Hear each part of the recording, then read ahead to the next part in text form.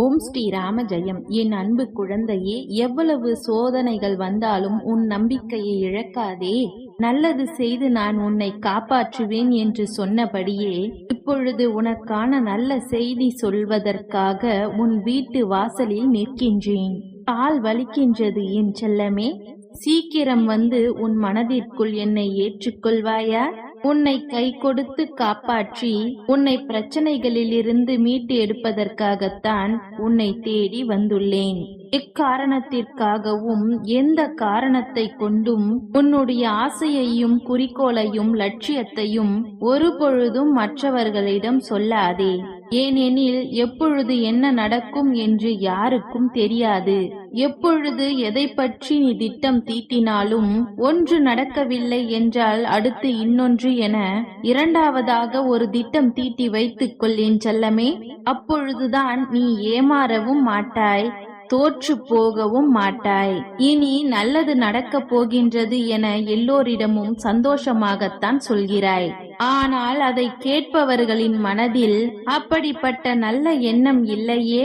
எப்பொழுதும் உன் மீது போட்டி பொறாமையும் வஞ்சக எண்ணத்தோடு இருப்பவர்கள் உனக்கென ஒரு நல்லது நடந்தால் விட்டு வைப்பார்களா? அதை பற்றி 1000 முறை பேசி அது நடக்காமல் இருப்பதற்காக தடைகளையும் தடங்களையும் வேறு உருவாக்கி விடுகின்றார்கள். அதற்காகத்தான் சொன்னேன், உன்னுடைய ஆசையையும் குறிக்கோளையும் லட்சியத்தையும் நடந்து முடியும் வரை யாரிடமும் பகிர்ந்து கொள்ள வேண்டாம் என. எல்லா சூழ்நிலையிலும் நீ பொறுமையை கைவிடாமல் இருந்தாலே உனக்கான பொக்கிஷ வாழ்க்கையை நான் அமைத்து கொடுப்பேன் என் செல்லமே. உனக்கு பிடிக்காதது என யாராவது சொல்கிறார்கள் செய்கிறார்கள் என்றால், அல்லது உன்னையே செய்ய சொன்னாலும் கூட பணிவோடு என்னால் முடியாது என்ற சொல்லை சொல்ல தெரிந்து கொள். முடியாது என்று சொல்வதற்கு தைரியம் கொண்ட ஆளாக நீ இருந்தால்தான் கஷ்டங்களில் மாட்டிக்கொள்ள மாட்டாய் என் செல்லமே.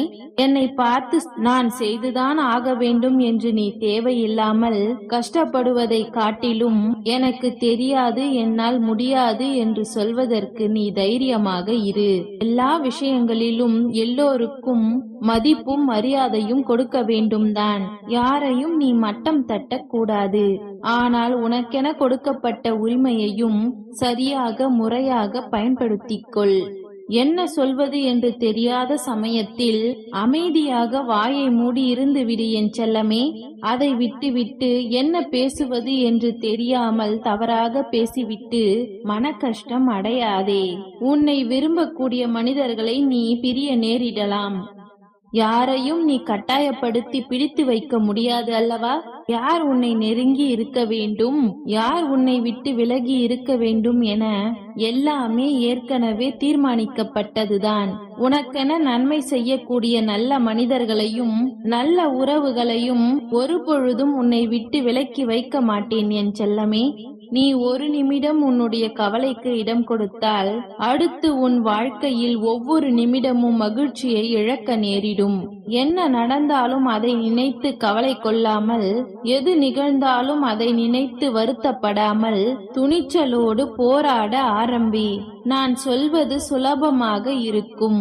இதை கேட்பதற்கு உனக்கு கஷ்டமாக இல்லை என்றாலும் செயல்படுத்துவது என்பது மிகவும் துயரம்தான். அப்படி நீ உன் மனதில் இருக்கும் துயரத்தை துரத்தி அடிக்க தயாராக இருந்தாலே எந்த நோய் நொடியும் உன்னை அண்டாமல் நீயும் நிம்மதியாக உன் வாழ்க்கையை வாழலாம் என் செல்லமே. உட்கார்ந்து பேசினால் தீராத பிரச்சனை என்று எதுவுமே இல்லை. ஆனால் அதற்கான வாய்ப்புகளை நீதானே உருவாக்க வேண்டும். பேசுவதற்கு நேரமில்லை, பேசுவதற்கு தயக்கம் காட்டுகிறாய். மனதிற்குள் உனக்கு வேற ஏகப்பட்ட பிரச்சனைகள். இப்படியே இருந்தால் பேசுவதற்கான மனம் உன்னிடம் இருந்தால் உனக்கான மனம் அவர்களின் எதிரில் இருப்பவர்களுக்கு எப்படி இருக்கும்? பிடிவாதத்தால் உன் வாழ்க்கையை அழுது வேதனை அடையாதே. எதுவாக இருந்தாலும் கொஞ்சம் விட்டு கொடுத்து அனுசரித்து போ. அவர்கள் உன்னை புரிந்து கொள்ளவில்லை என்றால் சற்றும் யோசிக்காமல் விலகிவிடு என் செல்லமே. நீ சிந்திய கண்ணீரும் நீ பட்ட துன்பமும் மற்றவர்களுக்கு வேண்டுமானால் வேடிக்கையாக இருக்கலாம். ஒரு அப்பாவாக நீ பட்ட கஷ்டம் எனக்கு தெரியும். கவலையை விடு, அத்தனையையும் உனக்காக சரி செய்து சந்தோஷப்படுத்தத்தானே இப்பொழுது உன்னுடைய வீடை தேடி வந்திருக்கின்றேன். நீ எவ்வளவு உயர்ந்த பிள்ளை என்பதை உன்னுடைய பிறப்பாலேயோ அல்லது படிப்பாலேயோ அல்லது உன்னுடைய செல்வத்தாலேயோ அறிவாலேயோ உன்னுடைய புகழ்ச்சியாலேயோ நான் முடிவு செய்வது கிடையாது. நீ மற்றவர்களை எப்படி மதிக்கிறாய், எல்லோருக்கும் எந்த அளவிற்கு மரியாதை கொடுக்கிறாய், நன்மைகளை எப்படி செய்கிறாய், செயல்களை எப்படி யோசிக்கிறாய் என்பதை பொறுத்துதான் நான் உன்னை உயர்ந்த பிள்ளையாக நினைப்பேன். உயர்ந்த மனம் கொண்ட பிள்ளைகளை நாடிதானே நான் வருவேன். அந்த விதத்தில் இப்பொழுது நான் உன்னை தேடி வந்திருக்கின்றேன். தர்மமும் நேர்மையும் தலை குனிந்து போகுமா என்று நீ வருத்தப்பட்ட காலமெல்லாம் முடிந்து விட்டது. என்னதான் அதர்மம் ஜெயிப்பது போல இருந்தாலும் தர்மம் ஒருபொழுதும் தோற்றதாய் சரித்திரமில்லை என் செல்லமே. நிச்சயமாக நான் உன்னை ஜெயிக்க வைப்பேன். அன்புள்ளம் கொண்ட நல்ல பிள்ளையாக நீ இருக்கும் பொழுது நீ எப்படி வாழ்வில் தோற்று போகும்படி நான் விட்டுவிடுவேன்? சவால்களும் தடைகளும் எத்தனை வந்தாலும் உன் குறிக்கோளை மட்டும் அடைவதில் நீ உறுதியாக இரு. எது நடந்தாலும் எல்லாவற்றையும் எளிமையாக எடுத்துக்கொள்ளும் தன்மை உனக்குள் இருந்தாலே தடைகளை எல்லாம் சுலபமாய் தாண்டி வந்து விடலாம். எது நடந்தாலும் பார்த்து கொள்ளலாம். என்னுடைய ராமபிரான் துணை இருக்கிறார் என எல்லாவற்றையும் எதிர்கொள்ள பழகு. உனக்கென ஒரு குறிக்கோளை வைத்துக்கொள். குறிக்கோள் என்பது வலுவானதாகவும் உறுதியானதாகவும் இருந்தால் எந்த தடைகள் வந்தாலும் அதை தகர்த்து எரிந்து விடலாம் என் செல்லமே. நேற்று வரை உன் மனதில் இருந்த கவலைகள் எல்லாம் இன்று வரை உன் மனதிற்குள் இல்லாத அளவிற்கு உனக்கான மகிழ்ச்சியை நான் கொடுக்க போகிறேன். இதுவரை நீ அடைந்திடாத ஆனந்தத்தையும் இதுவரை நீ பார்த்திராத சந்தோஷத்தை நான் உனக்கு உருவாக்கப் போகிறேன்.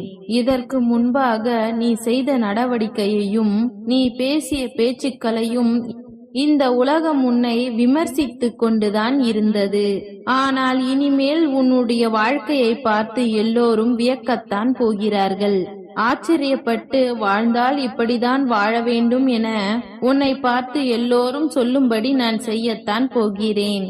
வாழ்க்கையில் குறை என்பது எல்லா மனிதர்களிடமும் இருக்கத்தான் செய்கிறது. மற்றவர்களின் குறையை நீ தேடி போகாதே என் செல்லமே. உனக்குள் இருக்கும் குறைகளை தேடி மாற்ற முயற்சி செய். நிம்மதி எப்பொழுதும் நிரந்தரமாக உன்னிடத்தில் இருக்கும். அதை விட்டு விட்டு நீ மற்றவர்களை ஏதாவது குறை சொன்னால் மற்றவர்களும் உன்னை குறை சொல்வார்கள். இப்படியே மாற்றி மாற்றி குறை சொல்லிக் கொண்டே இருந்தால் எப்படி உன் வாழ்வில் நிம்மதி இருக்கும்? இந்த உலகத்தில் யாரும் யாருக்காகவும் இல்லை என்பதை புரிந்து கொள். உன் வாழ்க்கையில் பல வலிகளையும் வேதனைகளையும் நீ அனுபவித்து விட்டாய். இனி எந்த கஷ்டமும் இல்லாமல் உன்னை சந்தோஷமாக வாழ வைக்க நான் முடிவெடுத்து விட்டேன். அவமானப்படுத்தியவர்களுக்கு நீ வார்த்தைகளால் பதில் சொல்ல வேண்டாம். அவர்கள் கண் முன்னால் வாழ்க்கையை வாழ்ந்து காட்டும்படி உனக்கு துணையாய் நான் நிற்பேன். ஓம் ஸ்ரீ ராம ஜெயம். நன்றி.